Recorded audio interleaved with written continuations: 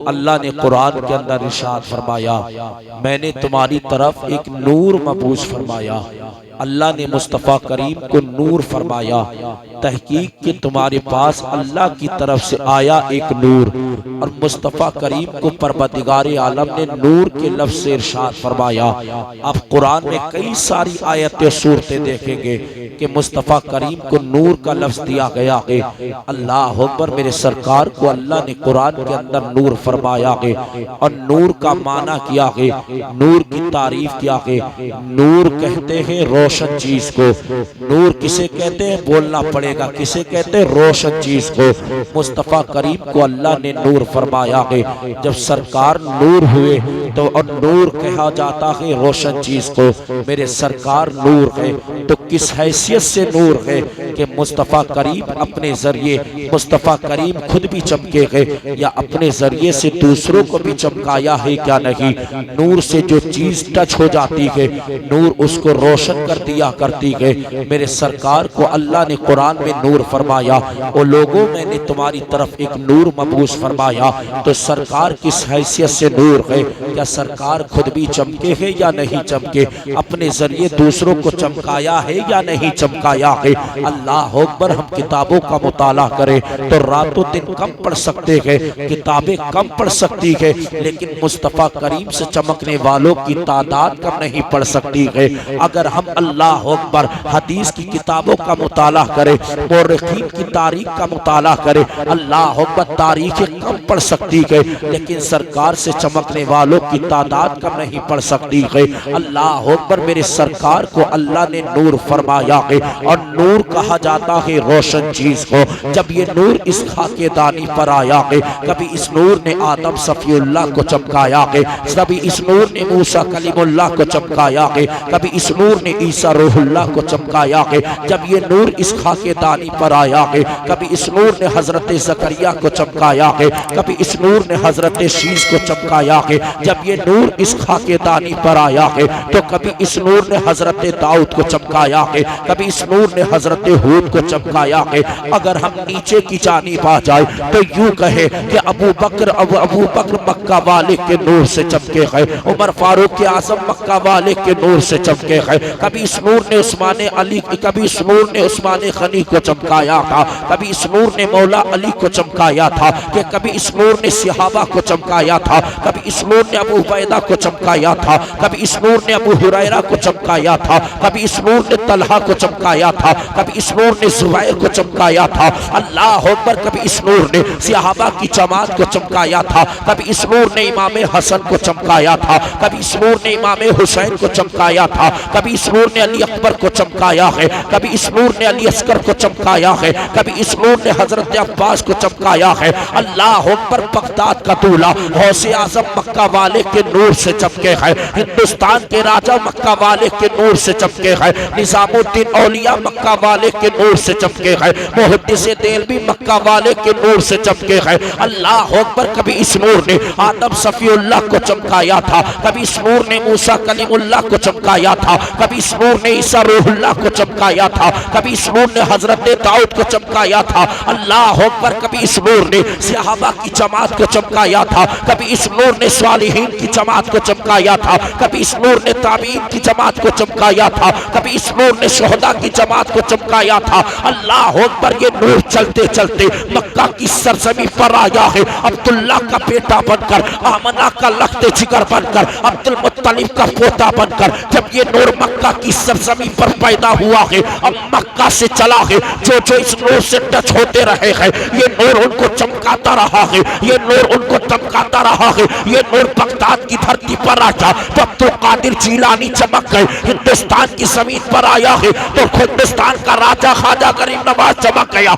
ये नूर अल्लाह अकबर निजामुद्दीन औलिया के पास गया है तो निजामुद्दीन औलिया चमक गए, साबिर कलियरी के पास पहुंचा है तो साबिर कलियरी चमक गए। अब ये नूर चलते चलते जब शहर बरेली की सरजमीन पर आया है, बरेली की धरती पर आया है, जब मुफ्ती आजम हिंद को मिला है तो हुजूर मुस्तफा खान रजा चमके है, हुजूर दादू शरिया चमके है, मुफस्सिर आजम हिंद चमके है, हुजूर हामिद रजा खान चमके हैं। अल्लाह अकबर, ये नूर आता गया है, लोगों को चमकाता गया है। और जब मेरा इमाम इश्क व मोहब्बत शाह इमाम अहमद रजा खान फाजले बरेलवी चमका, तो मेरे इमाम ने दामन फैलाकर जमाने वालों को ये दर्श दे दिया, या रसूल अल्लाह, चमक तुझसे पाते हैं सब पाने वाले, मेरा दिल भी चमका दे चमकाने वाले, बरसता नहीं देख कर अपने रहमान पदों पर भी बरसा दे बरसा दे। नारे तकबीर, नारे रिसालत, नारे रिसालत, सरकार की आमद, सरकार की आमद, नारे तकबीर, नारे रिसालत। ना समझ में आती हो आवाज इसकी हल्की करा, इसलिए समझ में आना चाहिए। रात में मीरपुर की ये सरजमी पर था, बीसलपुर के पास, इसलिए कि मैं जहां तकरीर करने जाता हूं तो ये बात जरूर रखता हूं, इसलिए कि मैं सुनाने आया हूं और आप सुनने के लिए आए हो। ये मत देखो कि आवाज कैसी गई, बस ये देखो कि नबी का दीवाना नबी की बातें करने लगा और तुम नबी के आशिक बैठे हो यार।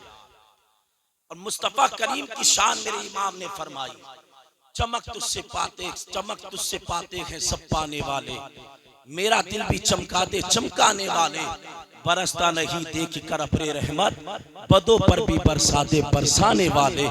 लोग मेरे सरकार से चमकते रहे और सुबह क़यामत तक चमकते रहेंगे।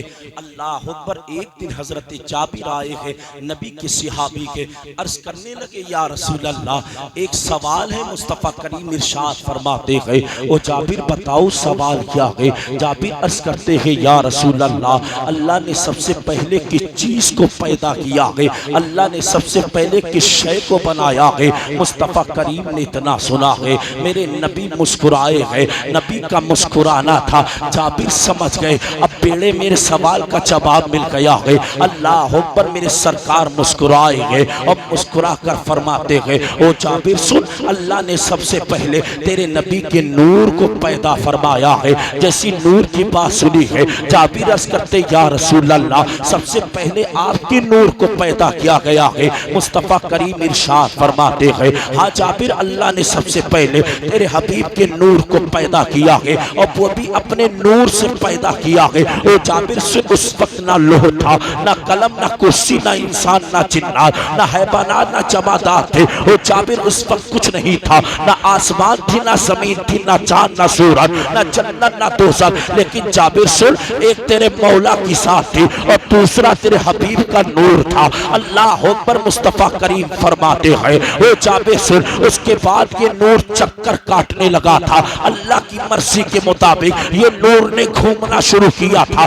जाबिर अर्ज करते, या रसूल अल्लाह, फिर अल्लाह ने मखलूक को कैसे पैदा किया है, फिर अल्लाह ने चांद कैसे बनाया है, फिर अल्लाह ने सूरज को कैसे पैदा किया है, फिर जमीन को कैसे खुदा ने पैदा किया है। मुस्तफ़ा करीम की बारगाह में जैसी जाबिर ने इतना रीसा पेश किया है, मुस्तफ़ा करीम इरशाद फरमाते हैं, ओ जाबिर सुन, जब ये नूर चक्कर काटने लगा था तो अल्लाह ने तेरे हबीब के नूर को 4 हिस्सों में तकसीम फरमाया था, 4 हिस्सों में बांटा था। ओ जाबिर सुन, पहले हिस्से से अल्लाह ने कलम को पैदा किया था, दूसरे हिस्से से अल्लाह ने कुर्सी को पैदा किया था और तीसरे हिस्से से अल्लाह ने अर्श को पैदा किया था। जाबिर अर्ज करने लगे हैं, या रसूल अल्लाह, फिर चौथे हिस्से का क्या बना। मुस्तफ़ा करीम इरशाद फरमाते हैं, ओ जाबिर सुन, अल्लाह ने फिर चौथे हिस्से को 4 हिस्सों में बांटा था। पहले हिस्से से अल्लाह ने अर्श को उठाने वाले फरिश्तों को पैदा किया था, दूसरे हिस्से से अल्लाह ने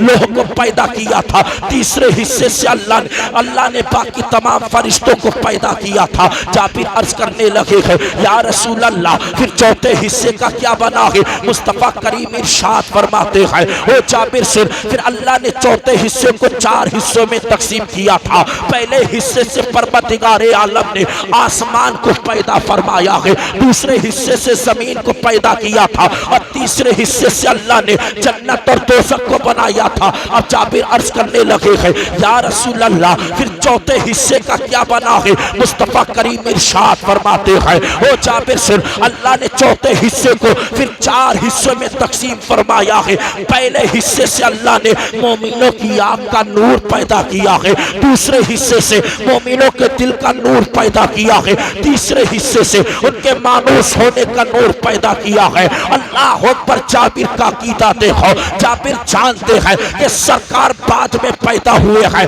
लेकिन मेरे मुस्तफा करीम तखलीक अव्वल को भी जानते हैं और तखलीक बाद को भी जानते हैं। जैसी जाबिर ने यह सवाल किया था तो मुस्तफा करीम ने यह नहीं फरमाया ओ जाबिर मुझसे क्या पूछ रहे हो, मैं तो आखिरी नबी बनकर आया हूँ, मैं तो आखिरी रसूल बनकर आया हूँ, मैं तो आखिरी पैगंबर बनकर आया हूँ। ओ जाबिर मुझसे क्या पूछते हो, मुझे पहले का नहीं मालूम। अल्लाह अकबर। मुस्तफा करीम ने ऐसा कुछ नहीं फरमाया। जब जाबिर ने सवाल किया था तो मेरे सरकार ने वाज़े करके इरशाद फरमा दिया और मुस्तफा करीम ने जाबिर को यह पैगाम दे दिया ओ जाबिर सुन, अल्लाह ने तेरे हबीब की शान इतनी बुलंद फरमाई है कि तेरा हबीब पैदा बाद में हुआ है, लेकिन पहले जो हो चुका है उसको भी जानता है और जो कयामत तक होने वाला है उसको भी जानता है। बरेली का ताजदार पुकार कर कहता है और कोई गैब क्या तुमसे नहीं आओ भला,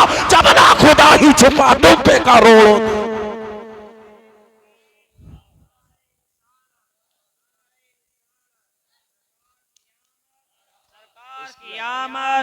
दिलदार की आमद, दिलदार की आमद, नारे तकबीर, नारे रिसालत।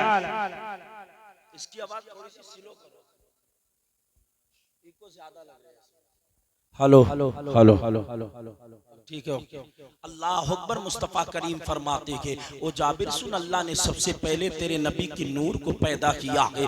जाबिर का ये अकीदा था यार, मैं सरकार से पूछ रहा हूँ, मेरे सरकार तखलीक अव्वल को भी जानते हैं, तखलीक बाद को भी जानते हैं। मेरे सरकार ने ये नहीं फरमाया ओ जाबिर तेरा हबीब तो बाद में पैदा हुआ है, तेरा हबीब पहले की क्या जाने। लेकिन मुस्तफ़ा करीम ने जाबिर के सवाल का जवाब वाज़े तौर पर इरशाद फरमाया था और मेरे मुस्तफ़ा ने फरमाया जाबिर जो पहले हो चुका है तेरा नबी उसको भी जानता है, जो बाद में होने वाला है तेरा हबीब उसको भी जानता है। तभी तो बरेली की टूटी हुई चटाई से मेरा इमाम बैठकर इरशाद फरमाता है और कोई गैब क्या तुमसे निहा हो भला, जब ना खुदा ही छुपा तुम पे करोड़ों दुरूद। अल्लाह अकबर। मेरे सरकार, अब मेरे सरकार से जाबिर ने सवाल किया था, मुस्तफ़ा करीम ने जाबिर के एक एक सवाल का जवाब दिया। अल्लाह अकबर। ये नूर हजरत अब्दुल मुत्तलिब के बेटे के जिनका नाम अब्दुल्ला है उनकी पेशानी पर चमकता था। यहूदियों ने बड़ी कोशिश की कि अब्दुल्ला को मार दिया जाए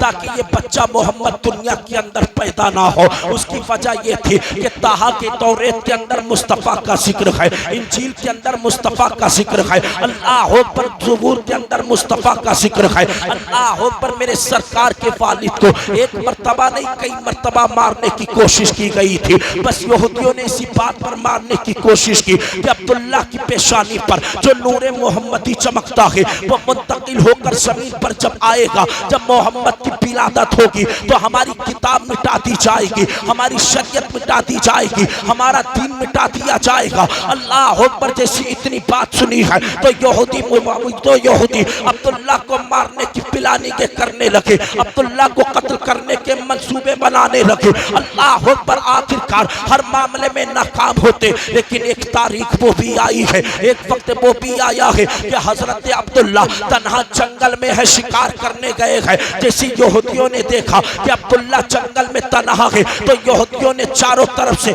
मुस्तफ़ा करीम के वालिद को घेर लिया है, अपनी मियान से तलवारें निकाली है और यहूदी कहने लगे हैं अब्दुल्ला आज तुझे कोई नहीं बचा पाएगा, अब्दुल्ला आज तेरा काम तमाम कर दिया जाएगा। अल्लाह अकबर। उसी जंगल में एक जात है कि जिसे वहाब बिन मनाफ कहा जाता है। वहाब बिन मनाफ ये मंजर देख रहे थे। वहाब बिन मनाफ ने क्या देखा कि अचानक कुछ इंसान जमीन पर उतरे हैं जो सफेद लिबास में मलबूस है। उन्होंने उस यहूदियों को मारना शुरू किया तो यहूदी भागते हुए नजर आए, अब्दुल्ला का हाथ पकड़ा है और पकड़ने के बाद काबे के अंदर दाखिल कर दिया है। अल्लाह अकबर। वहाब बिन मनाफ ने यह असम मुसम्मम कर लिया था कि मैं अपनी प्यारी बेटी आमना का निकाह इसी शहजादे के साथ करूंगा। अल्लाह अकबर। अब तो वहाब बिन मनाफ ने अपने साथियों को इसकी खबर दी है तो साथी ये पैगाम लेकर अब्दुल मुत्तलिब के पास आए हैं और अब्दुल मुत्तलिब से कहा था वो अब्दुल मुत्तलिब सुनो, तुम्हें एक बेटी की जरूरत है, तुम्हें एक लड़की की जरूरत है, अपने बेटे अब्दुल्ला का निकाह करना चाहते हो, अब्दुल मुत्तलिब सुनो, वहाब बिन मनाफ की बेटी है कि जिसे आमना कहा जाता है, जो हुस्न जमाल में बड़ी बेहतर है, कि जिसकी पारसाई के चर्चे होते हैं, कि जिसकी नेकी के चर्चे होते हैं। अल्लाह अकबर। अब्दुल मुत्तलिब ने अपनी शरीक हयात फातिमा से कहा था, ओ मेरी शरीक हयात फातिमा, जाओ आज अपने बेटे अब्दुल्ला का रिश्ता तलाश करो, जाओ आमना को देख कर आओ। अल्लाह अकबर। फातिमा आई है, वहाब बिन मनाफ के घर पहुंची है, जैसी आमना पर निगाह डाली है तो निगाह डालती ही रह गई, इसलिए कि आमना का चेहरा नूरानी चेहरा था। अल्लाह अकबर। वहाब बिन मनाफ की बेटी बड़ी नेक थी, हजरत फातिमा ने रिश्ते को कबूल कर लिया है। अल्लाह अकबर। अब वो तारीख आई है कि अब्दुल्ला का निकाह फातुल्ला का निकाह आमना के साथ हुआ है। अल्लाह अकबर। एक औकिया सोना, एक औकिया चांदी और 100 ऊंट महर के वज़ में दिए गए। सैयदा आमना फरमाती है, जब मेरा और अब्दुल्ला की मुलाकात हुई थी वो जुमे की रात थी कि अब्दुल्ला की पेशानी पर जो नूरे मोहम्मदी चमकता था वह मुंतकिल होकर मेरे शिकम में अतर में आ पहुंचा। अल्लाह अकबर। सैयदा आमना फरमाती है कि अब्दुल्ला की पेशानी पर जो नूर चमकता था वो नूर मुंतकिल होकर मेरे शिकम में जा पहुंचा है। सैयदा आमना फरमाती है, अब हमल का पहला महीना था तो किसी बुजुर्ग ने आकर मुझसे ख्वाब में कहा था, ऐ आमना तुझे मुबारक हो, मरहबा सद मरहबा या मोहम्मद। सैयदा आमना फरमाती है, मैंने कहा ओ मेहरबान तू कौन है? तो आने वाले ने जवाब दिया था, ओ आमना सुन ले, मुझे हजरत आदम अलैहिस्सलाम कहा जाता है। सैयदा आमना फरमाती है, फिर हमल का दूसरा महीना आया तो मैंने किसी बुजुर्ग को ख्वाब में देखा, किसी बुजुर्ग ने आकर कहा था, अस्सलामु अलैका या रसूल अल्लाह। सैयदा आमना फरमाती है, मैंने कहा तू कौन है? जवाब दिया, आमना सुन, मुझे हजरत इदरीस अलैहिस्सलाम कहा जाता है। सैयदा आमना फरमाती है, उसके बाद हमल का तीसरा महीना आया तो मैंने किसी बुजुर्ग को ख्वाब में देखा, एक बुजुर्ग ने आकर कहा था, अस्सलामु अलैका या नबी अल्लाह। सैयदा आमना फरमाती है, मैंने कहा मेहरबान तू कौन है जो मुझे मुबारकबाद पेश कर रहा है? तो आने वाले ने जवाब दिया था, वो आमना सुन ले, मुझे हजरत शीस अलैहिस्सलाम कहा जाता है। सैयदा आमना फरमाती है, फिर हमल का चौथा महीना आया तो मैंने ख्वाब क्या देखा, किसी ने मुझसे आकर कहा था, अस्सलामु अलैका या हबीब अल्लाह। सैयदा आमना फरमाती है, मैंने कहा तू कौन है? जवाब दिया था, वो आमना सुन ले, मुझे हजरत नूह अलैहिस्सलाम कहा जाता है। सैयदा आमना फरमाती है, फिर हमल का 5वां महीना आया तो मैंने ख्वाब में क्या देखा, किसी बुजुर्ग ने आकर मुझसे कहा था, अस्सलामु अलैका या सफ़त अल्लाह। सैयदा आमना फरमाती है, मैंने उससे पूछा, वो बुजुर्ग तू कौन है? तो जवाब दिया गया, वो आमना सुन, मुझे हजरत हूद कहा जाता है। सैयदा आमना फरमाती है, फिर हमल का 6वां महीना आया तो मैंने किसी बुजुर्ग को ख्वाब में देखा, किसी बुजुर्ग ने आकर मुझसे कहा था, अस्सलामु अलैका या रहमत अल्लाह। सैयदा आमना फरमाती है, मैंने कहा बुजुर्ग तू कौन है? तो जवाब दिया गया था, और सैयदा आमना सुन ले, मुझे हजरत इब्राहिम खलीलुल्लाह कहा जाता है और तू हबीबुल्लाह की माँ बनने वाली है। सैयदा आमना फरमाती है, फिर हमल का 7वां महीना आया तो मैंने एक बुजुर्ग को ख्वाब में देखा, किसी ने आकर मुझसे कहा था, अस्सलामु अलैका मन अख्तारहुल्लाह। सैयदा आमना फरमाती है, मैंने कहा मेहरबान तू कौन है? तो जवाब दिया गया था, वो आमना सुन ले, मुझे इस्माइल सबियुल्लाह कहा जाता है। सैयदा आमना फरमाती है, फिर हमल का 8वां महीना आया तो किसी बुजुर्ग ने आकर मुझसे कहा था, अस्सलामु अलैका या खैरा खल्किल्लाह। सैयदा आमना फरमाती है, मैंने कहा तू कौन है? जवाब दिया गया था, वो आमना सुनो, मुझे मूसा कलीमुल्लाह कहा जाता है। सैयदा आमना फरमाती है, फिर हमल का 9वां महीना आया तो किसी बुजुर्ग ने आकर मुझसे ख्वाब में कहा था, अस्सलामु अलैका या रसूल अल्लाह, अस्सलामु अलैका या नबी अल्लाह, अस्सलामु अलैका या हबीब अल्लाह, अस्सलामु अलैका या खैर खल्किल्लाह, अस्सलामु अलैका या सफ़त अल्लाह। सैयदा आमना फरमाती है, मैंने कहा था, वो मुबारकबाद पेश करने वाले आखिरकार परवरदिगार तू कौन है? जवाब दिया गया था, वो आमना सुन ले, मुझे हजरत ईसा अलैहिस्सलाम कहा जाता है। सैयदा आमना फरमाती है, हर नबी आकर मुझे मुबारकबाद पेश कर रहा है, हर रसूल आकर मुझे मुबारकबाद पेश कर रहा है। अल्लाह अकबर। तमाम अंबिया ने आकर आमना से कहा था, वो आमना सुन ले, जो तेरे शिकम में बच्चा पल रहा है वो कोई आम बच्चा नहीं है, बल्कि वो बच्चा आखिरी रसूल बनकर आ रहा है, सबसे बेहतर बनकर आ रहा है, सबसे निराला बनकर आ रहा है, बरेली का ताजदार इमाम इसको मोहब्बत अच्छा इमाम मदरसा इरशाद फरमाते हैं कि सबसे औला वाला हमारा नबी, सबसे वाला वाला हमारा नबी, अपने मौला का प्यारा हमारा नबी। कौन देता है देने को, वो चाहिए देने वाला है सच्चा हमारा। नारे तकबीर, नारे रिसालत, नारे रिसालत। सरकार की आमद, सरकार की आमद, दिलदार की आमद। नारे तकबीर, नारे रिसालत। जरा तड़प के बोले सुभान अल्लाह। समझ में आ रही बात?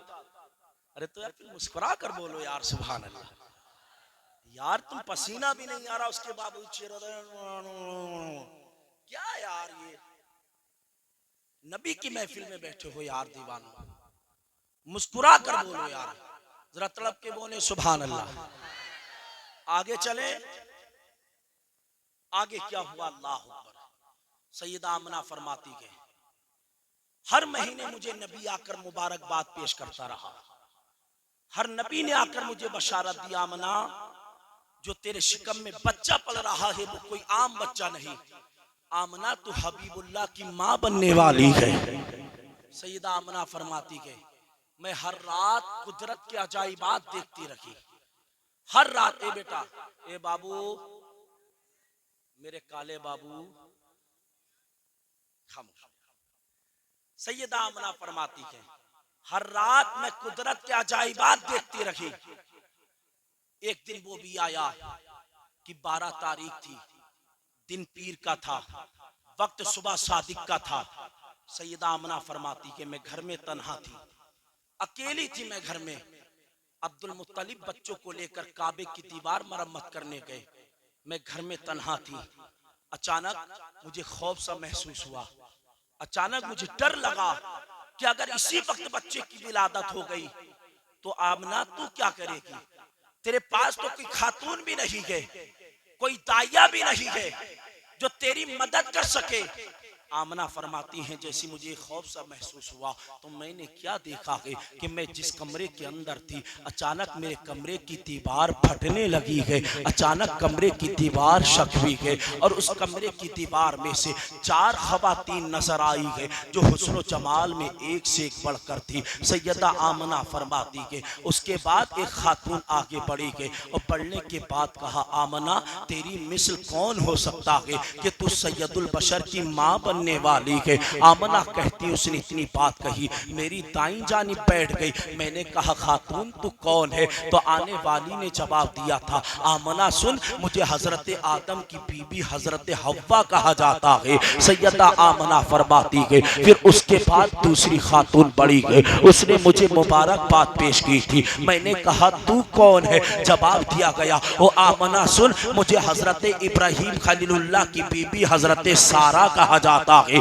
सैयदा आमना फरमाती है, उसके बाद तीसरी खातून आगे बढ़ी है, उसने मुझे मुबारकबाद पेश की है और मुबारकबाद पेश करने के बाद वो मेरे पैतियाने बैठ गई है। मैंने उससे कहा, तू कौन है? तो उस खातून ने जवाब दिया था, वो आमना सुन, मुझे हजरत आसिया कहा जाता है। सैयदा आमना फरमाती है, फिर उसके बाद चौथी खातून आगे बढ़ी है, उसने मुझे मुबारकबाद पेश की थी और कहा, आमना तुझे मुबारक हो, और आने के बाद मेरे सिरहाने बैठ गई। मैंने कहा, खातून तू कौन है? तो खातून ने जवाब दिया था, वो आमना सुन, मुझे हजरत ईसा की मां मरियम कहा जाता है। सैयदा आमना फरमाती है, मैंने चारों खवातीन से एक सवाल किया था, ये बताओ तुम मेरे पास क्यों हाजिर हुई हो? तो चारों खवातीन ने एक जवाब दिया, वो आमना सुन ले, हम तेरी दाइया बनकर तशरीफ लाए हैं, वो आमना हम तेरी खिदमत के लिए आए हैं। सैयदा आमना फरमाती फरमाती है कि मैं बहुत जल्द ही उनसे मानूस हो गई।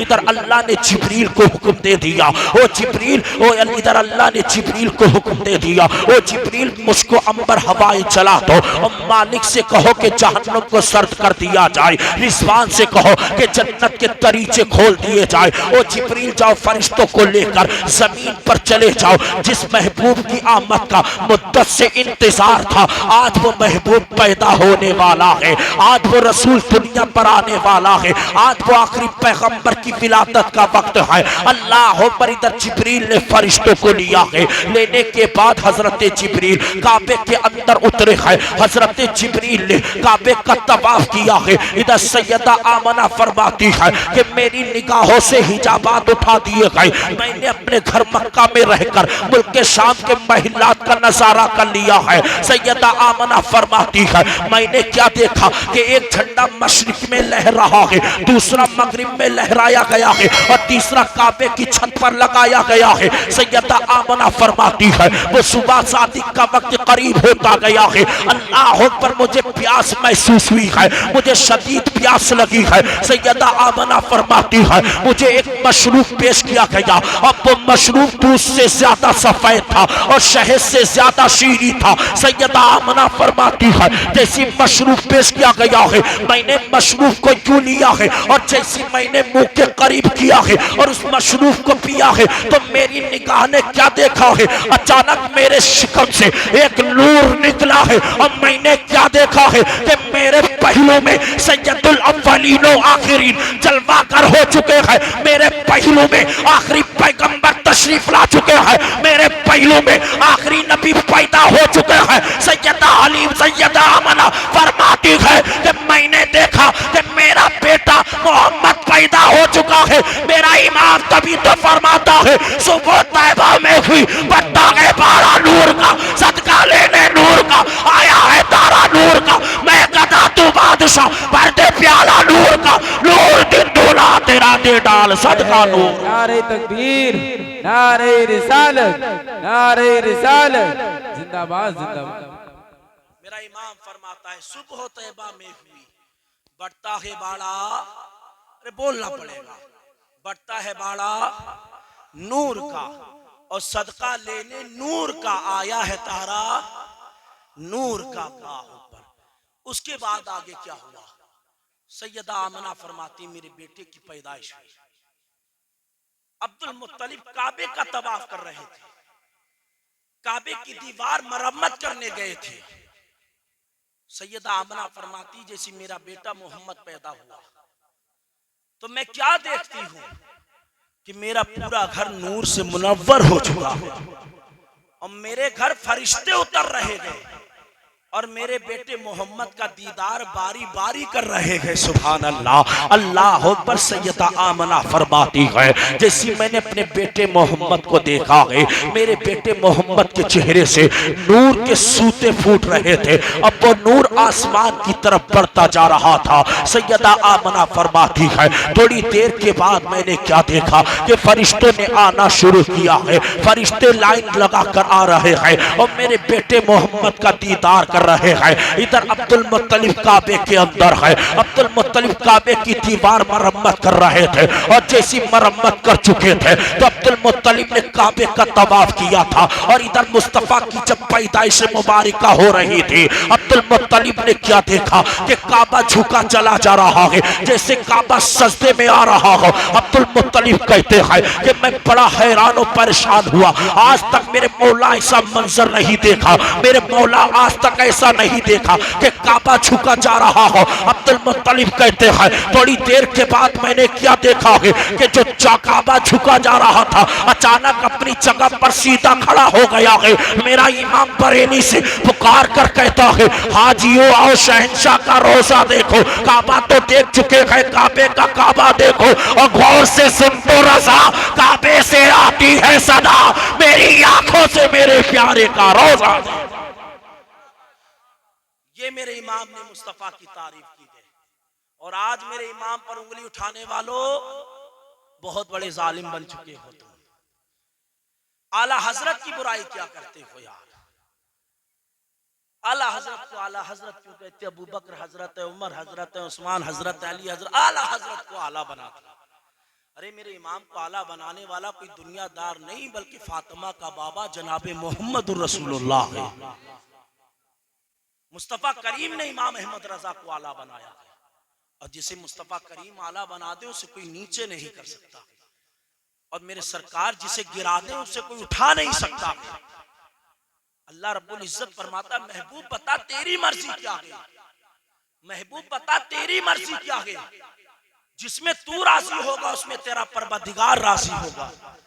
तभी तो शायर कहता है, खुदा की रजा चाहते हैं दो आलम, और खुदा चाहता है रजाए, अरे बोले यार, खुदा चाहता है रजाए मोहम्मद। अल्लाह अकबर, ये मेरे नबी की शान है। अब सवाल पैदा ये हुआ कि मुस्तफा पैदा हो गए, सरकार की विलादत हुई, अब इस अनमोल मोती को दूध कौन पिलाएगा? अब सवाल यहां पर आकर खड़ा हुआ। उलमा की तवज्जो चाहता हूं, एक रिवायत बिल्कुल आपके सामने तरोताजा पेश करता हूं।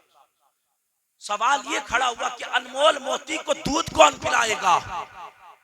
सैयदा आमना फरमाती है, जैसी दाइयों को ये खबर मिली कि काबे के मुतवल्ली अब्दुल मुत्तलिब उसके घर एक बच्चे की विलादत हुई है, तो दाइयों ने आना शुरू कर दिया। और जैसी दाई आई, मुझसे कहा, आमना हमने सुना है तेरे घर एक बेटे की पैदाइश हुई है, आमना वो बच्चा हमारे हवाले कर दे, हम उसको दूध पिलाना चाहते हैं। अल्लाह अकबर, सैयदा आमना फरमाती है, मैंने कहा बदबी आ जाऊं, सुनो इसका फैसला इसके दादा अब्दुल मुत्तलिब फरमाएंगे। अल्लाह अकबर, सैयदा आमना फरमाती है, एक दिन मैं सोई तो किसी ने मुझे ख्वाब में आकर बशारत दी और ये कहा, आमना तेरे बेटे को दूध पिलाने वाली दाई को चुन लिया गया है, याद रखना आमना उसका नाम हलीमा सादिया होगा, जो कबीले बनी साद से ताल्लुक रखती होगी। अल्लाह अकबर, सैयदा आमना फरमाती के उसके बाद जब मेरे पास दाइयाँ आया करती मेरे बेटे मोहम्मद को ले जाने के लिए, मैं हर एक दाई से यही सवाल करती, बता तेरा नाम क्या है? जब मैं हलीमा नाम नहीं सुनती तो मैं दाइयों से ये कह दिया करती, ये मेरा बेटा मोहम्मद है, इसका बाप जिंदा नहीं है, तो दाई मेरे बेटे को छोड़कर चली जाती। अल्लाह अकबर, हालात ने इतना मजबूर कर दिया हलीमा सादिया को कि हलीमा सादिया मक्का आ गई है। अल्लाह अकबर, हलीमा सादिया कबीले बनी साद की औरतों के साथ सहरा में थी, जंगल में थी, और हलीमा सादिया का हाल ये था कि सीने में दूध खुश्क हो चुका था, बच्चे भूख से तड़प रहे थे, ऊँटनी के थनों में दूध खुश्क हो गया, बकरियों के थनों में दूध खुश्क हो गया। अल्लाह अकबर, हजरत हलीमा सादिया कबीले की औरतों के साथ जंगल में आई है और जंगल के पत्ते तोड़कर अपनी जिंदगी गुजार रही है, और जंगल के पत्ते तोड़कर खाती और ऊपर से पानी पी लिया करती।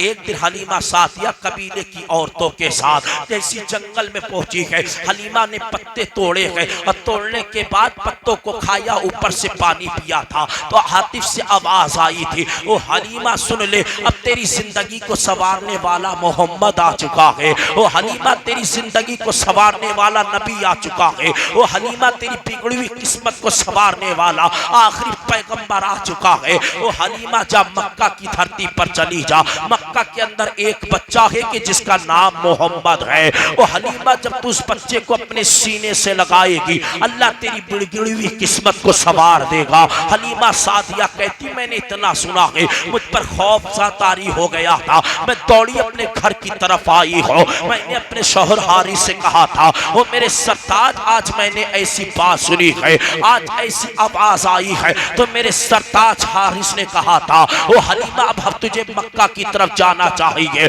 ओ हलीमा हो सकता है वो बच्चा हमारी बिगड़ी हुई किस्मत को संवार दे। हलीमा सादिया फरमाती है, मेरी शौहर से ये गुफ्तगू हुई थी, अचानक मुझ पर कुनूत की तारी हो गई, मैंने क्या देखा, मुझे एक नहर के पास खड़ा कर दिया गया और मुझसे कहा गया, हलीमा सादिया इस नहर के अंदर गुस्ल कर लो, हलीमा सादिया कहती मैंने गुस्ल किया, फिर एक मशरूब पेश किया गया है जो दूध से ज्यादा सफेद था, जो दूध से ज्यादा सफेद और शहद से ज्यादा मीठा था। हलीमा फरमाती मुझसे कहा गया ओ हलीमा इस मशरूब को पी लो।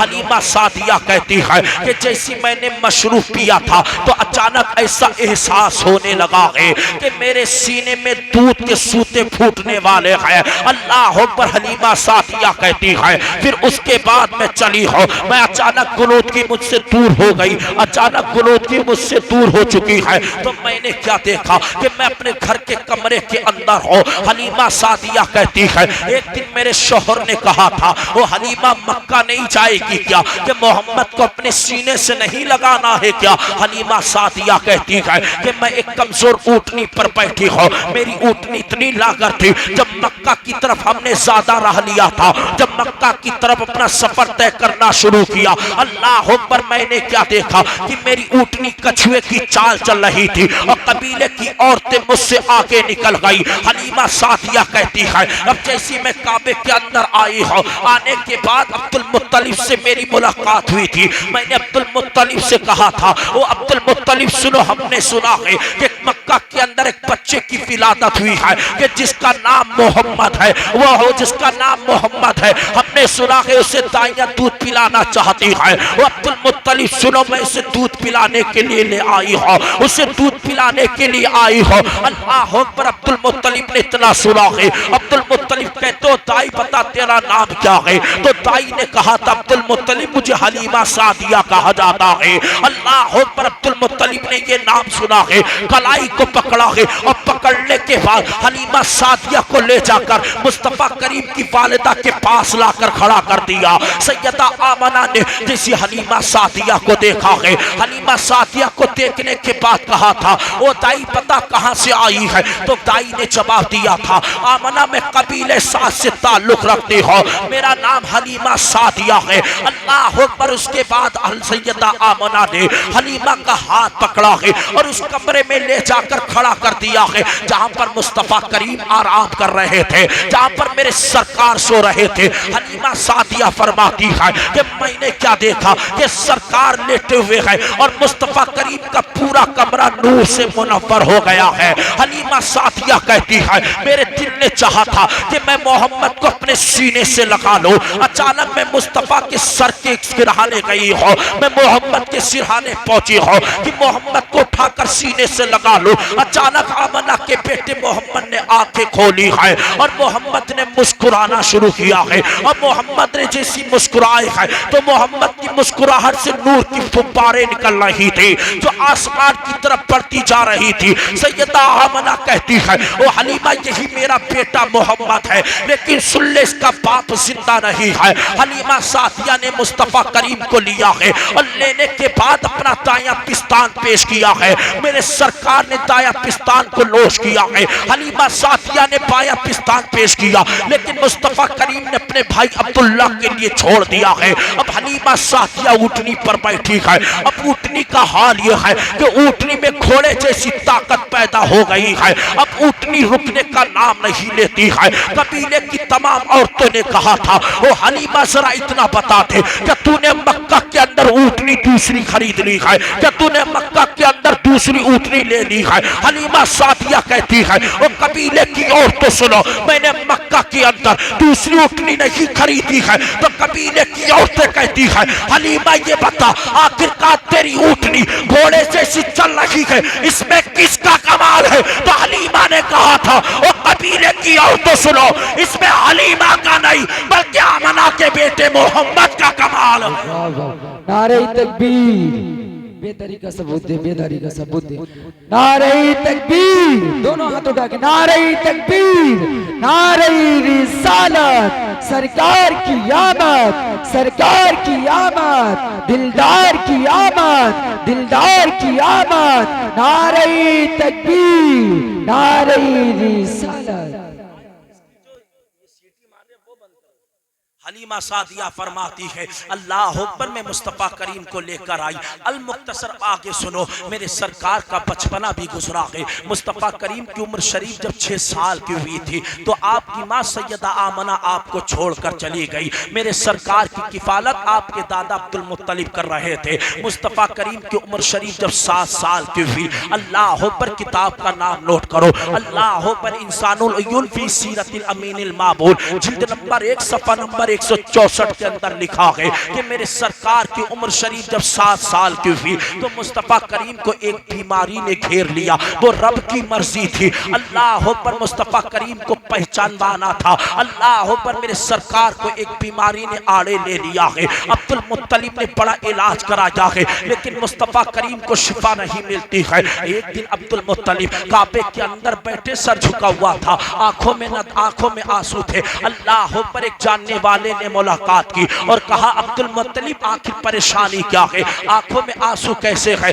तो अब्दुल मुत्तलिब ने कहा ये मेरा पोता मोहम्मद है, इसे किसी बीमारी ने घेर लिया है, मैंने बड़ा इलाज कराया, इसे शिफा नहीं मिलती है। अल्लाह अकबर अब्दुल मुत्तलिब ने जैसी इतनी बात कही है तो जानने वाले ने कहा था वो अब्दुल मुत्तलिब परेशान क्यों होते हो, मैं तुम्हें एक ऐसे राहिब के बारे में बताता हूँ, एक ऐसे तबीब के बारे में बताता हूँ। हमने सुना है कि वो दवा भी देता है और दम भी करता है और उसका दम बड़ा मशहूर है। वो जिस मरीज पर दम करता है अल्लाह उस मरीज को फौरन शिफा अता फरमा देता है। वो अब्दुल मुत्तलिब सुनो तुम भी अपने पोते मोहम्मद को उसी राहिब के पास लेकर जाओ। याद रखो मुस्तफ़ा करीम की उम्र शरीफ 7 साल की है। अल्लाह अकबर अब्दुल मुत्तलिब ने इतना सुना है। अब्दुल मुत्तलिब कहते पता वो राहिब कहाँ मिलेगा? उसने कहा मक्का के करीब एक बाजार लगता है जिसे उकाजा बाजार कहा जाता है। अल्लाह अकबर अब्दुल मुत्तलिब ने अपने पोते मोहम्मद को उठाया है और उठाने के बाद बाजार में आए हैं और लोगों से दरियाफ्त किया है कि यहाँ पर कोई राहिब रहा करता है। लोगों ने कहा अब्दुल मुत्तलिब एक राहिब तो है, हमने सुना उसका दम बड़ा मशहूर है, वो जिस पर दम करता अल्लाह उसे शिफा बख्श देता है। अब्दुल मुत्तलिब कहने लगे हैं हमने सुना है कि जब वो मुलाकात करता है मरीज से अल्लाह अकबर मरीज को फौरन शिफा होने लगती है। अल्लाह अकबर अब्दुल मुत्तलिब कहते हैं बताओ वो राहिब कहाँ मिलेगा? लोगों ने कहा ओ काबे के मुतवल्ली सुनो, अभी राहिब ने अपना दरवाजा बंद कर लिया है। अब्दुल मुत्तलिब कहते हैं अब कब खोलेगा? अल्लाह अकबर लोगों ने कहा काबे के मुतवल्ली सुनो, हम नहीं जानते ये कब खोलेगा, हाँ इतना जरूर जानते हैं कि जब ये अपना दरवाजा बंद करता है तो कभी 6 महीने के बाद खोलता है, कभी साल भर के बाद खोलता है। अब्दुल मुत्तलिब ने इतना सुना आंखों में आंसू आए हैं और दिल में सोचने लगे हैं यार मैं अपने पोते मोहम्मद के इलाज के लिए आया हूँ, राहिब ने दरवाजा बंद कर लिया है। अब्दुल मुत्तलिब राहिब के दरवाजे के पास खड़े हुए थे। अचानक क्या देखते हैं कि राहिब के मकान में भूकंप आ रहा है, राहिब का मकान जलजले में फंसता जा रहा है, राहिब के मकान की दीवारें हिलने लगी है। अचानक राहिब ने मकान का दरवाजा खोला है और सामने अब्दुल मुत्तलिब खड़े थे। राहिब ने काबे के मुतवल्ली को पहचान लिया था और पहचानने के बाद कहा है वो काबे के मुतवल्ली अब्दुल मुत्तलिब कैसे आना हुआ? अब्दुल मुत्तलिब कहने लगे हैं ओ सुन राहिब हमने सुना है कि तू दवा भी देता है दम भी करता है, तेरा दम बड़ा मशहूर है, तू जिस मरीज को ऊपर दम करता है अल्लाह शिफा दे देता है। अल्लाह पर राहिब कहने लगा है हाँ अब्दुल मुत्तलिब मेरा यही मामला है, मैं जब मरीज को ऊपर दम करता हूँ अल्लाह शिफा देता है। अब्दुल मुत्तलिब कहने लगे हैं एक मरीज मेरे पास भी है, मैंने उसका बड़ा इलाज कराया ठीक नहीं होता है। अल्लाह पर राहिब कहने लगा है अब्दुल मुत्तलिब कौन मरीज है? अब्दुल मुत्तलिब ने अपने पोते मोहम्मद को सामने किया है। जैसे राहिब ने मुस्तफ़ा करीम को देखा है सरकार के बददुआ वाले चेहरे को देखता रह गया है, फौरन घर के अंदर पलटा है, इसने गुस्ल किया है, उम्दा लिबास से बेतन किया है, खुशबू लगाई है, आसमानी सहीफे के चंद और आंख उठा कर लाया है और जैसे बाहर निकला है अब्दुल मुत्तलिब से कहता है वो अब्दुल मुत्तलिब अब तुम पीछे हो जाओ, अपने पोते मोहम्मद को आगे बढ़ा दो। अल्लाह अकबर मुस्तफ़ा करीम की उम्र शरीफ 7 साल की है। जैसे मेरे सरकार को आगे किया गया है इस राहिब ने एक फर्क पलटा है, मुस्तफ़ा के नूरानी चेहरे को देखा है, दूसरा फर्क पलटा है सरकार के लबे मुबारक को देखा है, तीसरा फर्क पलटा है सरकार की नूरानी आंखों को देखा है, चौथा फर्क पलटा है सरकार को सर से लेकर पैर तक देखा है। अल्लाह अकबर। इस राहिब ने अपने तमाम वरक को देख लिया, तमाम औराक को देख लिया, उलट पुलट कर देख लिया, सरकार को सर से लेकर पांव तक देख लिया। अब राहिब मुस्तफा करीम के कदमों पे गिरकर कहने लगा है, ओ अब्दुल मुत्तलिब सुनो, ये तुम्हारा पोता मोहम्मद बड़ी शान वाला है कि अल्लाह ने इसे आखिरी नबी बनाकर पैदा फरमाया है। अल्लाह ने इसे आखिरी नबी बनाकर पैदा फरमाया है। अल्लाह अकबर।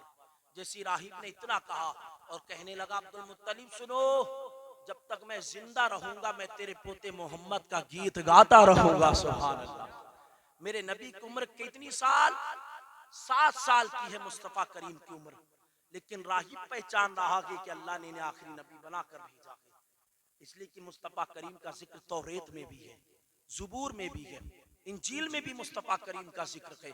अल्लाह अकबर। उसके बाद राहिब ने कहा, अब्दुल मुत्तलिब ये तेरा पोता आखिरी नबी बनकर आया है, लेकिन ये नबूवत का ऐलान बाद में करेगा, लेकिन आज ही मैं इसको नबी तस्लीम कर रहा हूँ और अपनी जिंदगी को इसकी गुलामी में पेश कर रहा हूँ। अल्लाह अकबर। अब्दुल मुत्तलिब कहने लगे, राहिब तेरा बड़ा शुक्रिया, तेरा बड़ा एहसान, तूने मुझे मेरे पोते मोहम्मद की शान बताई है। अल्लाह अकबर। राहिब कहने लगा कि अब्दुल मुत्तलिब इसमें आप क्यों शुक्रिया अदा कर रहे हो, बल्कि मैं शुक्रिया अदा करता हूँ कि आपने मुझे आखिरी नबी की जियारत कराई है। अल्लाह अकबर। उसके बाद राहिब कहने लगा कि वो अब्दुल मुत्तलिब बताओ मसला क्या है। अब्दुल मुत्तलिब कहते हैं, ये मेरा पोता मोहम्मद है, इसे किसी बीमारी ने घेर लिया है, मैंने बड़ा इलाज कराया है, मेरे पोते मोहम्मद को शिफा नहीं मिलती है। ऐसा कर, मैंने सुना है कि तेरा दम बड़ा मशहूर है, मेरे पोते मोहम्मद के ऊपर दम कर दे ताकि मेरे मोहम्मद को शिफा याबी हो जाए। अल्लाह अकबर। राहिब ने सुना, आंखों में आंसू आ गए, राहिब ने रोना शुरू किया। अब जैसी राहिब रोया है, अब्दुल मुत्तलिब कहते, राहिब रोता क्यों है? राहिब कहने लगा है, अब्दुल मुत्तलिब क्या बातें कर रहे हो, तुम आका को गुलाम के पास लेकर आए हो, तुम मुख्तार को मजबूर के पास लेकर आए हो, तुम तबीब को मरीज के पास लेकर आए हो। अल्लाह अकबर। अब्दुल मुत्तलिब से कहने लगा है, वो अब्दुल मुत्तलिब से कहा था, अब्दुल मुत्तलिब सुनो, जब मैं दरवाजा बंद करता हूँ तो कभी 6 महीने के बाद खोलता हूँ, कभी साल भर के बाद खोलता हूँ, लेकिन मैंने अभी दरवाजा बंद किया था, अचानक मुझे खोलना पड़ा। जानते हो उसकी वजह क्या है? मुझे ऐसा लगने लगा था कि मेरा मकान हिल रहा है, दीवारें कांप रही है, अगर मैं दरवाजा खोलकर बाहर नहीं आता तो मकान मेरे ऊपर गिर जाता, मैं उसके तले दबकर मर जाता। अल्लाह अकबर। राहिब ने इतनी बात कही है। अब्दुल मुत्तलिब कहते हैं, ओ राहिब सारी बातें तेरी सही है, लेकिन मेरे पोते मोहम्मद का इलाज कर दे, मेरे पोते मोहम्मद के ऊपर दम कर दे। राहिब कहने लगा है, अब्दुल मुत्तलिब मैं इनका इलाज नहीं कर सकता हूँ। अब्दुल मुत्तलिब ने कहा था, तू इलाज क्यों नहीं कर सकता है? जो भी तेरे पास मरीज आता है तू हर एक मरीज का इलाज करता है, अल्लाह उस मरीज को शिफा देता है, मेरे पोते मोहम्मद का इलाज क्यों नहीं करेगा? तो राहिब ने जवाब दिया था, वो अब्दुल मुत्तलिब सुनो, इनका इलाज मेरे पास नहीं है, बल्कि इनका इलाज खुद इन्हीं के पास मौजूद है। अल्लाह अकबर। अब्दुल मुत्तलिब ने इतना सुना है, कहने लगे मेरे पोते का इलाज खुद पोते के पास है। अल्लाह अकबर। राहिब ने कहा था, हाँ इनका इलाज खुद इन्हीं के पास है। अब्दुल मुत्तलिब कहने लगे, बता दवा क्या है? तो राहिब ने जवाब दिया था, अब्दुल मुत्तलिब सुनो, अपने पोते मोहम्मद का लुआबे दहन निकालो और इनकी आंखों में डाल दो, अल्लाह इन्हें शिफा अता फरमा देगा। अल्लाह अकबर। मौरिखीन लिखते हैं कि अब्दुल मुत्तलिब ने अपने पोते मोहम्मद का लुआबे दहन निकाला है और अपने पोते मोहम्मद की आंख में लगाया है।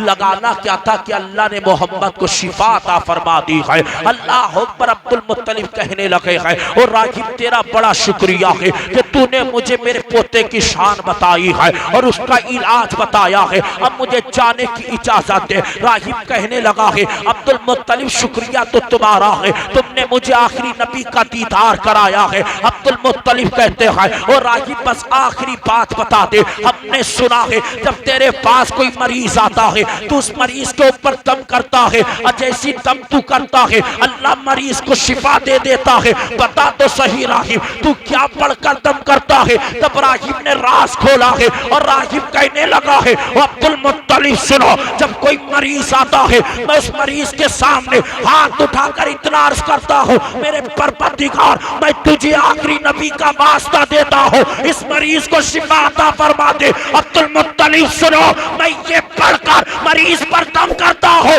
दम करना मेरा काम होता है और शिफा देना परवरदिगार का काम होता है। नारे तकबीर, नारे रिसालत, नारे रिसालत, जिंदाबाद जिंदाबाद। अल्लाह अकबर, ये मेरे नबी की शान है यार।